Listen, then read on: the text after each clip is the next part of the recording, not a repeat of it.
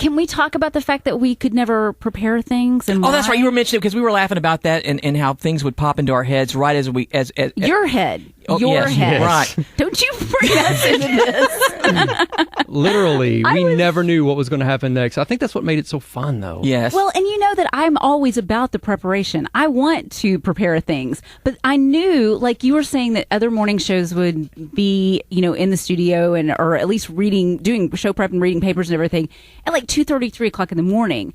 If we were to talk about what we were going to do before the show came on, he would use up all, because he literally could not stop himself from saying the first thing that came to mind. The jokes come out, they start spewing out as soon as the topic is brought up. It's like a little on switch, and he just couldn't stop it. And so, but then, and the second part of that is he could never go back and recreate it once he'd done it. I'd be like, oh, we need to talk about that, can you do that again? And if he'd try...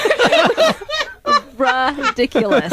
It was ridiculous. It was like, what? It was the Warner Brothers frog. And so I was Hello My Baby when we first... Yes. So it got to the point where his mouth would open. I would say something. His mouth would open. I'd go, nope, don't you even say a word. And so we'd have to do things live on the air. We were like an improv comedy troupe is what we were. And just doing things on the fly, and that's why that's the most fun comedy to do. And this is like therapy, because now even I'm doing a show with some people, and I've done some shows in the past, and I don't prep, and I know now they'll always be like, we need to get together and pre-prep, and I'm like, why? And now I know why. I'm instilled the fact that, because that drives them crazy. I don't ever want to get together. I was like, just do the darn show. You're infectious, Chris. Yeah, you were that with playing the bass too. I always wanted. Now I would want to, because guitar. I was so nervous about playing guitar and singing it live. Musicians who rehearse drive me nuts. And I just wanted Matt could just walk in and just listen, and play along, and it would be perfect. It's because I was playing the bass. The bass. Oh, okay. We play one note at a time. Okay. Well, then I would just.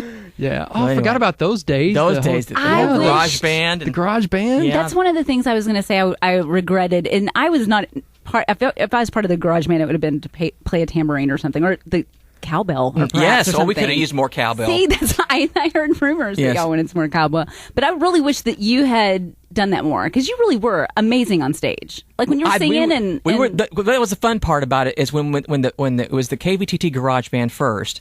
And then we became, of course, the Power FM Garage Band, and when we started the station in '99. But nobody knew what to expect when it was a bunch of DJs. Right. They thought it was going to be a comedy act, and we just went. Wonder why. And we played our favorite songs. Yeah. We would pick our favorite songs, all four of us, and then that we played on on the shows or the station.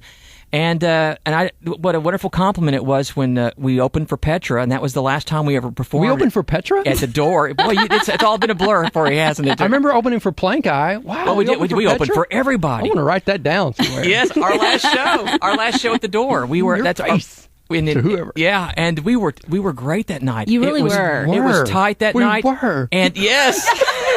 And John Schlitz comes up to me. He says, "Man, you guys sound awesome." And I go, "We did," because it was a blur for me during that whole time. Yeah, we already did. You forgot it all, but it was it just was a whirlwind of almost nausea and throwing up for the entire 5-song set. But you're good under that pressure. That's when you're your best. Is when you're about to chunk. I do remember the harmony sounded tight, and we were together.